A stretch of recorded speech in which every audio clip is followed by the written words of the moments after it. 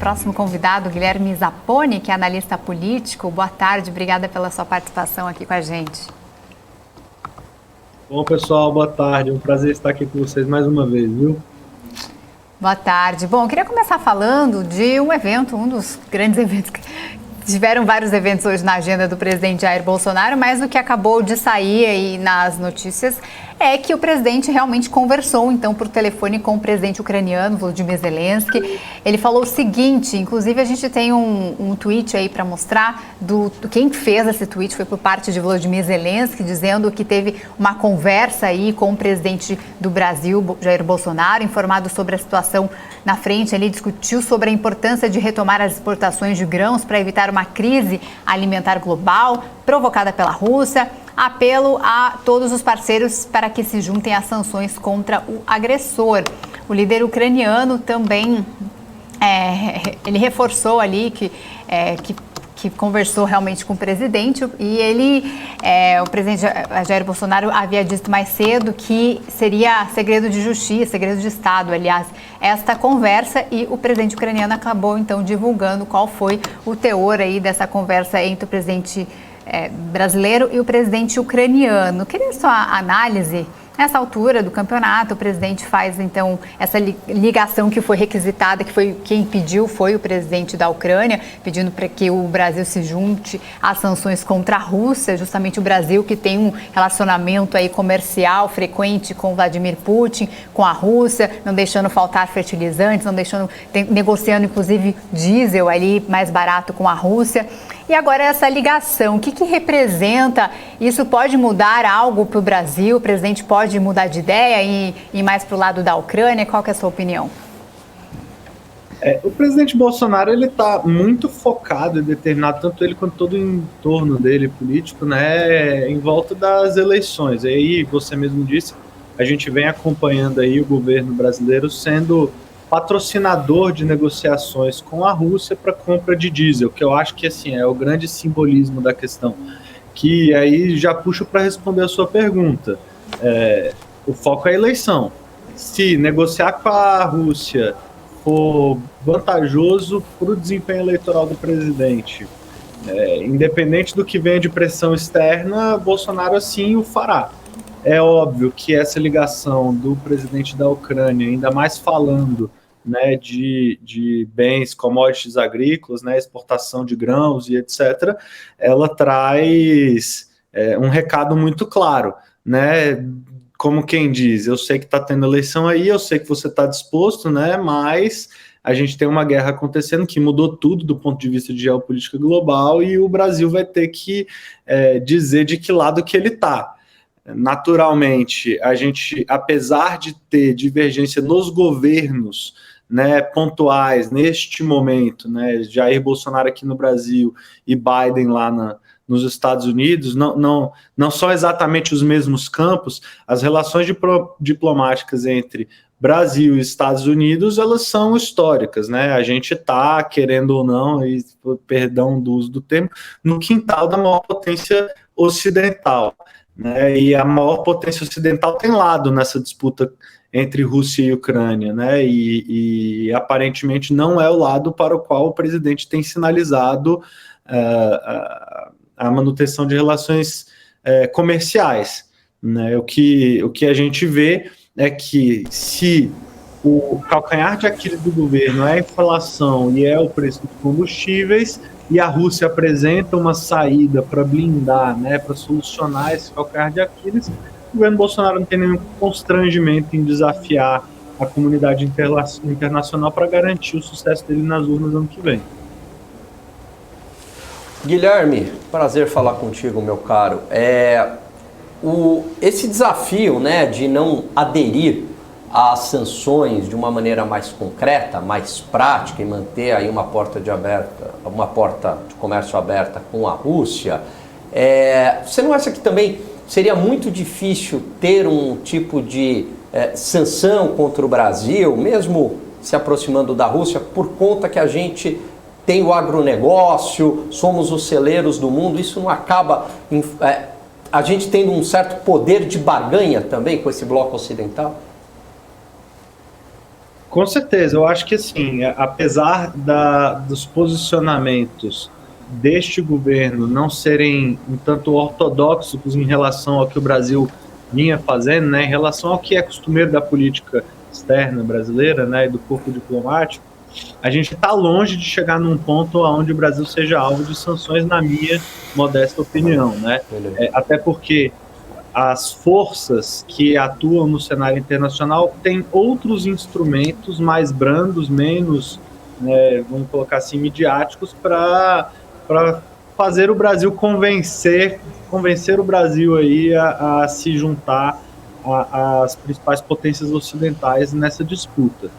Eu acho que o Brasil ele tem uma posição estratégica na América Latina, e não só na América Latina, no mundo como um todo, onde não dá para menosprezar. Nós somos os maiores exportadores um dos maiores exportadores de grãos, um dos maiores exportadores de carne, minérios, enfim, energia. A gente é uma potência ambiental. Então, o Brasil, apesar desse governo não ser tão ortodoxo, né, no sentido da nossa política externa, ele tem um capital político institucional acumulado de muitos anos, como sendo esse player que faz parte das mediações. Na nossa história, a gente já teve lideranças políticas que ora acenavam para um lado, ora acenavam para o outro. Quem é que não lembra de Getúlio Vargas com o nazismo, que flertou durante muito tempo com a Alemanha e depois acabou fechando com os americanos, né? Enfim, eu acho que faz parte. O Brasil ele tem que adotar mesmo, dentro da lógica do que é esse governo, independente do que eu acredito como posição pessoal, o Brasil tem que adotar a postura do que é mais pragmaticamente benéfico para a população brasileira como um todo, né? E eu não acho que receber sanções esteja dentro desse plano. Se chegar a esse ponto, eu acho que o Brasil dá uma corrigida de rota aí e a gente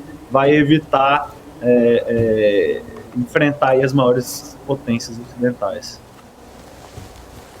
Guilherme Cabral aqui falando, mudando um pouco de assunto, vindo para o Brasil, especificamente Brasil com Brasil, você acha que a PEC das eleições consegue fazer efeito para as eleições? Dá tempo? Cabral, dá para angariar a volta a tempo? Eu acho que dá. A gente teve pesquisas aí que demonstraram, assim, a conclusão que se chegou com essa pesquisa é que a população brasileira demorou cerca de 4 meses para poder atrelar o Auxílio Brasil à figura do presidente Jair Bolsonaro. E uma das grandes, né, ferramentas que essa PEC trouxe foi justamente a ampliação do Auxílio Brasil de R$400 para R$600. Você tem E aí, bom, 4 meses, a gente está em julho ainda, então julho, agosto, setembro... Mas só vai ser depositado em agosto, né? Aí 4 com 8 dá 12. Vai ser depositado em agosto, mas a gente já tem todo o trabalho de que é o presidente que está trabalhando para trabalho de mídia mesmo, de comunicação. É o presidente que está trabalhando para aumentar o Auxílio Brasil e etc. Né? Então... Fora o próprio recall que já existe, né? Auxílio Brasil, presidente Bolsonaro, Bolsa Família, Lula. E essa é a disputa que a gente vai travar, né? Com qual dos dois nomes, porque o programa é o mesmo, mas qual dos dois rótulos ocupou o maior espaço no coração do brasileiro? Você tem uma dificuldade argumentativa aí para o governo, que é de que esses benefícios eles só valem até, em tese, né, até 31 de dezembro. Isso é uma coisa que está sendo bastante criticada, a oposição como um todo, né, bate muito nessa tecla, o estado de emergência e o caráter eleitoreiro dos benefícios, né, como quem diz, ou seja, depois do dia 31, acaba-se todos os benefícios, né? Enfim, como eles estão usando para evidenciar. E eu acho que é um argumento forte, é um argumento pertinente. Como é que ele vai ressoar na população brasileira? Eu acho que a gente vai ter uma ideia melhor nos próximos meses aí. Guilherme, eu estava entrevistando agora há pouco para o podcast Bastidores de Política, o deputado Kim Kataguiri, e eu fiz justamente uma pergunta em relação às eleições. Ele, que já foi apoiador do presidente Jair Bolsonaro ali no segundo turno, fez campanha para eleger o presidente, hoje faz parte da oposição. E eu perguntei se ele votaria ali em algum dos dois candidatos. Ele disse, primeiramente, que não votaria de jeito nenhum no PT, né, no Lula. Perguntei se, então, votaria em Bolsonaro. Ele disse, então, que essa seria uma eleição da abstenção e de votos brancos ou nulos. Seria um recorde aí nessa eleição, segundo ele, se caso se concretize mesmo esse segundo turno entre Lula e Bolsonaro. Você acredita também que pode haver uma grande abstenção? Daí eu até falei, olha, isso vai acabar favorecendo, né, o candidato que está na frente das pesquisas, mas essa rejeição dos dois, quem tem essa rejeição não está preocupado com isso, tanto faz, segundo ele, e pode ser que seja um número bastante expressivo ali nessas abstenções. E a gente viu esse cenário ali na presidência da Colômbia também, que fez grande diferença esses votos de abstenção e de brancos e nulos. Você acredita que pode ter um recorde aí nessa votação? Olha, o que a gente está vendo de pesquisa aí é de que a projeção é de que a coisa gira em torno de 20% a 25%, né? Somando abstenção, brancos e nulos. Eu não sei te dizer se a gente está chegando, se isso a gente chega perto do recorde. O que eu posso te dizer com certeza é que essa é a eleição mais decidida da história, né? Neste momento, nas eleições passadas, você não tinha a quantidade que se tem hoje de brasileiros já sabendo em quem se votaria. Afinal de contas, um é o candidato que está na presidência da República, então todo mundo acaba que conhece, né, afinal, o presidente, e outro foi o presidente mais popular da história do Brasil desde a redemocratização. Então as pessoas conhecem mais ou menos o que está em jogo. Fica claro que não existe espaço para uma terceira via, né? Isso já está muito claro para a gente, já tem alguns meses, mas a cada tempo que passa, né, óbvio, se a gente não tiver um fato, né, desses imponderáveis como uma facada, eu acho que as coisas continuam do jeito que estão. E aí eu acho que essa campanha do contra, ela começa a surtir efeito mais próximo da eleição, com o potencial de reduzir a quantidade de nulos e brancos lá mais próximo da eleição. Isso é um cenário possível, né? Se eu, enquanto candidato, consigo incitar medo suficiente na população, né, ou raiva, ou enfim, rejeição como um todo, em relação ao outro candidato, é uma estratégia que eu uso para atrair aqui para o meu campo, né? E isso é uma característica das eleições como são as nossas, né, que é o do vencedor leva tudo. Ou seja, 50% mais você ganha, né, no segundo turno. E qual que é o efeito que isso gera? É que é muito mais eficiente eu atacar os pontos negativos do meu adversário do que eu ressaltar as minhas qualidades. Isso faz com que você eleve os níveis de rejeição lá para cima, e a gente sempre tem a impressão, enquanto brasileiros, que a gente nunca está bem representado, porque você acaba que vê tantas coisas ruins de cada um dos candidatos que você fica com aquela sensação de você estar sempre votando no menos pior, né? Eu estou sempre votando no menos pior. Não, eu não defendo o Bolsonaro, eu sou contra o Bolsonaro, por isso eu voto no Lula. Não, desculpa, eu não defendo o Lula, eu sou contra o Bolsonaro e por isso eu voto no Lula, e vice-versa, né? E eu acho que se esse sentimento fosse propagando cada vez mais, e eu tenho tudo a acreditar que sim, essa projeção dos nulos e brancos acaba reduzindo. Mas, de fato, né, o sistema, eu acho que muito por causa disso que eu acabei de falar, está como um todo cada vez mais em descrédito da população. É o sistema. Eu costumo brincar. Não é possível que você tenha 513 deputados, 81 senadores, mais de 20 e tantos ministérios, com seus respectivos secretários, cada um abaixo de cada ministro, mais presidente da República, e seja todo mundo ruim.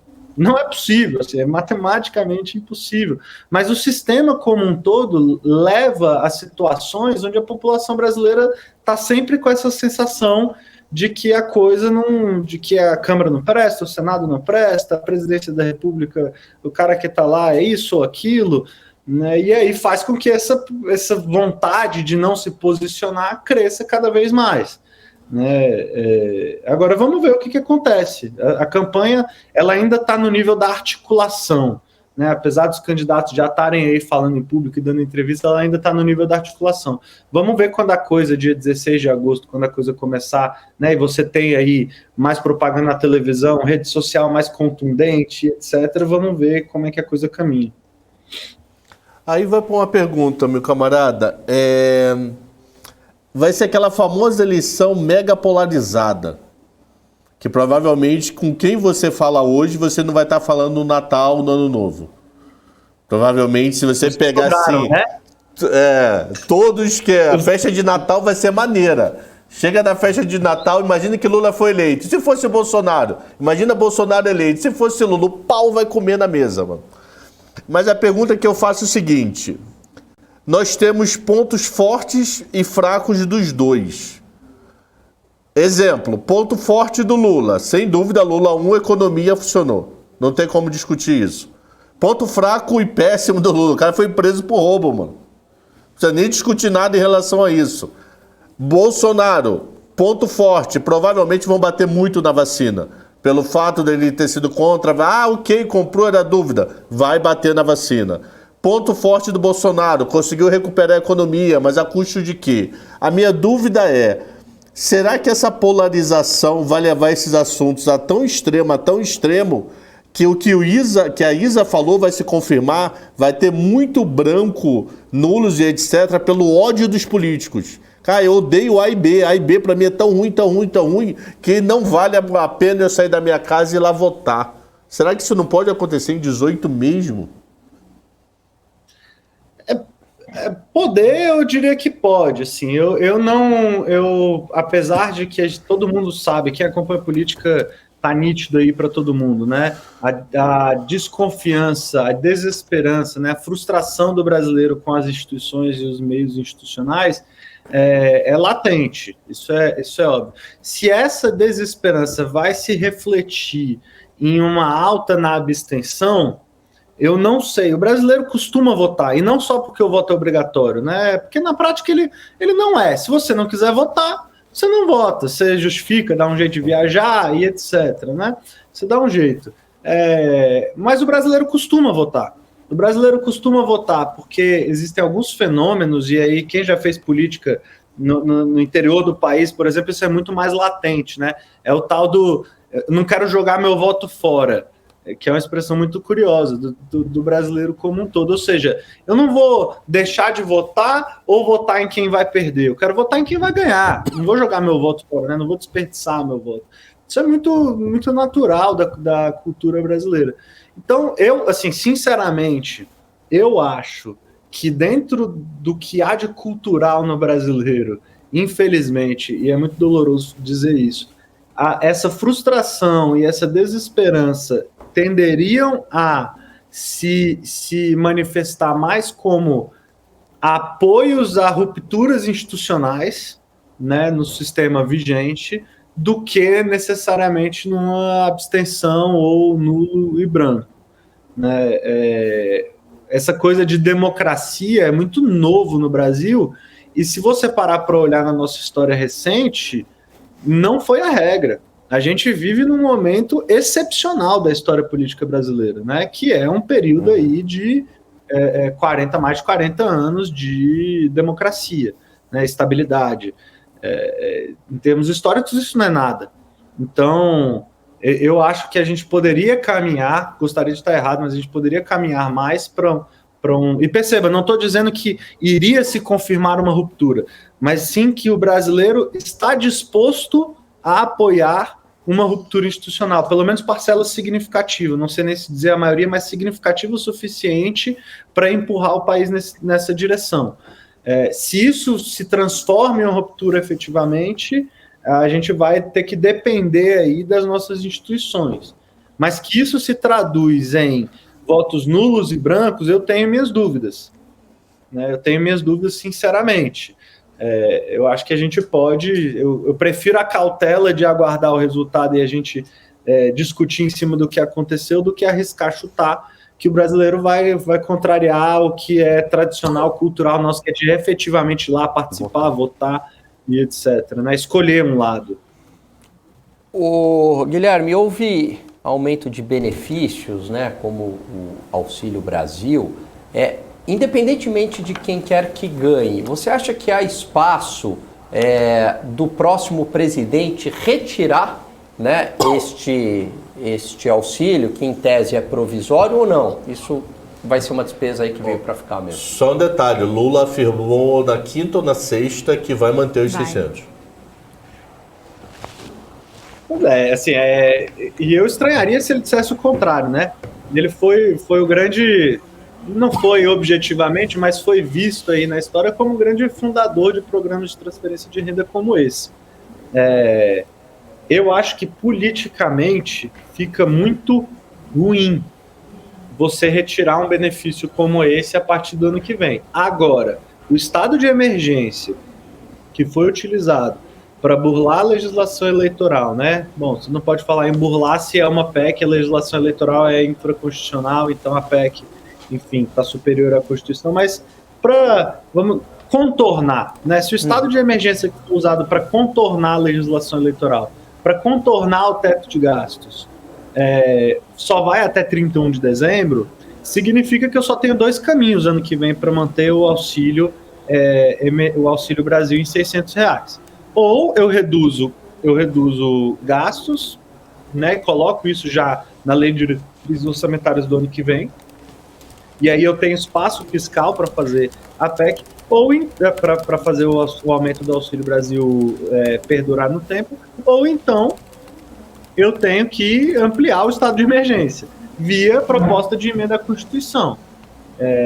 E a gente sabe que a tramitação de uma proposta de emenda à Constituição ela é demorada, ela é custosa, né, do ponto de vista político, do ponto de vista fiscal, inclusive. E aí, enfim, os dividendos de se manter uma política como essa, eles existem, né? E eu acho que o próximo governante, independente de quem seja, vai ter que trabalhar duro para que isso aconteça. Agora tem um fenômeno dos recém-eleitos, né, que é a chamada lua de mel. Dentro do nosso ciclo de política pública, né, do nosso mandato de 4 em 4 anos, o primeiro ano geralmente é utilizado para, enfim, acenar para sua base de um lado e adotar as medidas mais amargas do outro, né?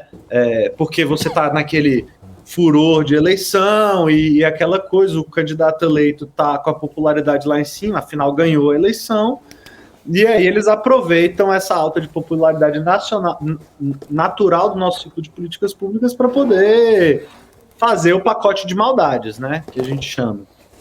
Então, existe espaço político, na minha opinião, como sempre existe em todo início de governo, para não se cumprir um compromisso como esse. Inventar-se uma desculpa qualquer ou dizer que está tentando, enfim. E aí você não garante esse aumento. Naturalmente, o estado de emergência acaba no dia 1º.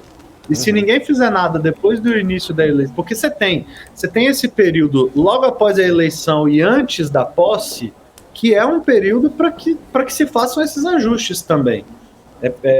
Preciso lembrar. Os deputados e senadores que estão na Câmara e no Senado, nem todos eles foram reeleitos, mas eles ainda têm mandato até 1º de janeiro, né? Até o fim do segundo turno e o início do próximo mandato. Aí há um espaço, ainda mais com todo o controle que Arthur Lira e Rodrigo Pacheco estão sobre o parlamento, há espaço para se ampliar esse estado de emergência, ou então para se garantir outros tipos de fonte para custear um aumento de Auxílio Brasil. Isso tudo vai ter que ser negociado. Agora, eu não gostaria de ser o próximo presidente, mesmo que fosse candidato. O próximo presidente, independente de quem seja, vai receber um Brasil muito difícil de se governar. Viu? Verdade. Tá certo, quero agradecer a participação, Guilherme Zapponi, analista político, muito boas explicações, obrigada, seja sempre muito bem-vindo, boa tarde para você.